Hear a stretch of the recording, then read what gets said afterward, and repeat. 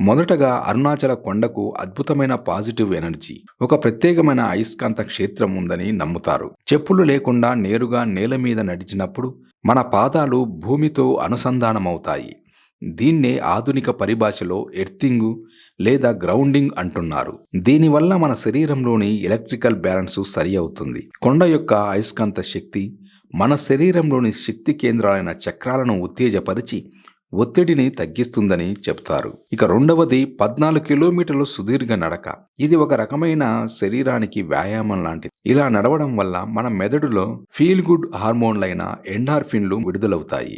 ఇవి సహజమైన నొప్పి నివారణగా పనిచేసి మనసుకు తెలియని ఆనందాన్ని, ఉత్సాహాన్ని ఇస్తాయి. సూర్యరశ్మిలో నడవడం వల్ల శరీరంలో పెరిగే సెరోటోనిన్ కూడా మన మూడ్ను మెరుగుపరిచి మానసిక ప్రశాంతతను అందిస్తుంది. మూడవది అరుణాచల శివ అనే మంత్ర జపం.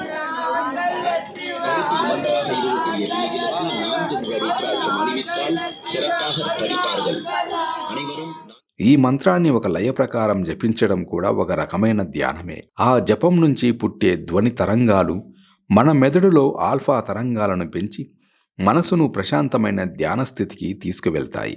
అనవసర ఆలోచనలు ఆగిపోయి మాటల్లో చెప్పలేని శాంతి మన సొంతమవుతుంది. చివరగా ప్రకృతి ప్రభావం. కొండ చుట్టూ ఉన్న పచ్చదనం, స్వచ్ఛమైన గాలి మన ఒత్తిడి హార్మోన్ అయిన కార్టిసాల్ స్థాయిలను తగ్గిస్తాయి. సిటీ లైఫ్ గందరగోళానికి దూరంగా ప్రకృతితో గడపడం మనసుకు ఎంతో సాంత్వన కలిగిస్తుంది.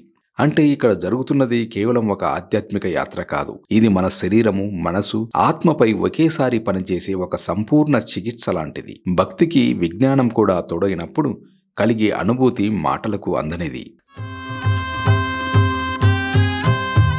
ఒంటరిగా ప్రదక్షిణ చేస్తే ప్రశాంతత దొరుకుతుంది. అయితే పౌర్ణమి లాంటి రోజుల్లో లక్షలాది మందితో కలిసి అడుగులు వేయడం ఒక అద్భుతమైన అనుభూతి. అందరూ ఒకే మంత్రాన్ని జపిస్తూ ఒకే లక్ష్యంతో ముందుకు సాగుతున్నప్పుడు అక్కడ ఒక శక్తివంతమైన సామూహిక చైతన్యం పుడుతుంది. ఆ శక్తి వలయంలో మన వ్యక్తిగత బాధలు, అహంకారం ఇట్టే కరిగిపోతాయి. ఒకరి భక్తి మరొకరికి స్ఫూర్తినిస్తుంది. ఆ భక్తి సంద్రంలో మనం ఒక బిందువుగా మారి కలిసిపోతాం.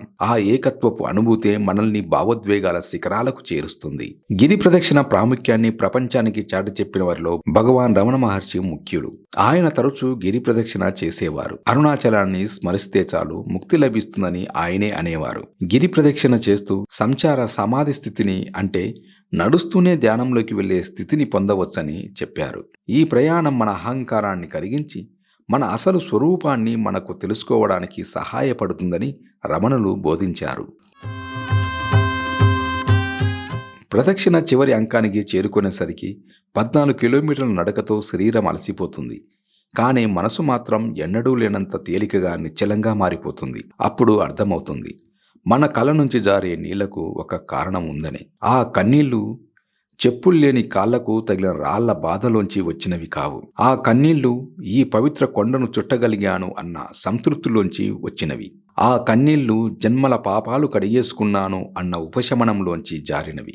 ఆ కన్నీళ్లు అష్టలింగాల దర్శనంతో పొందిన ఆధ్యాత్మిక శక్తి తాలూకు ప్రతిఫలం.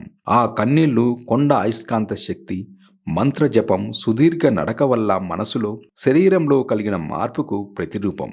అన్నిటికీ మించి నేను అనే అహం కరిగి ఆ అరుణాచలేశ్వరుడిలో లీనమైనప్పుడు కలిగే ఒక అనిర్వచనీయమైన దివ్యానుభూతికి సాక్ష్యం.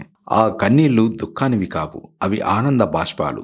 భారం తొలగినప్పుడు, భయం పోయినప్పుడు, భక్తి శిఖరస్థాయికి చేరినప్పుడు ఆత్మ పొందే స్వేచ్ఛకు, శాంతికి నిలువుటద్దం. ఇది భక్తి, విజ్ఞానం, స్వీయ పరివర్తన కలిసే ఒక అద్భుత సంగమం. శాస్త్రవేత్తలు ఈ అనుభూతిని ఎర్తింగ్ అని, ఎండార్ఫిన్లు అని, ధ్వని తరంగాలు అని రకరకాలుగా విశ్లేషించవచ్చు. కానీ లక్షలాది మంది భక్తులకు మాత్రం ఇది కేవలం సైన్స్ కాదు. ఆ శాస్త్రీయ కారణాలన్నీ ఆ పరమశివుడు తన భక్తులకు ఇచ్చే అనుభూతిని అందించడానికి ఏర్పాటు చేసిన మార్గాలు మాత్రమే. అందుకే ఆ కన్నీళ్లు దుఃఖానివి కావు, అవి స్వచ్ఛమైన ఆనంద బాష్పాలు. భారం తొలగి, భయం పోయి, భక్తి శిఖరస్థాయికి చేరినప్పుడు ఆత్మ పొందే శాంతికి నిలువుటద్దం. అంతిమంగా ఇక్కడ శాస్త్రం కన్నా భక్తిదే పైచేయి. అరుణాచలంలో జరిగేది ఒక అద్భుతం. ఆ అద్భుతాన్ని వివరించడానికి సైన్సు ప్రయత్నిస్తుంది, కానీ భక్తి మాత్రమే దాన్ని అనుభవించగలదు. సైన్సు కంటికి కనపడే దాని గురించి మాత్రమే చెప్పగలదు, కానీ అంతరంగిక అలజడులను తగ్గించేది భక్తి మాత్రమే.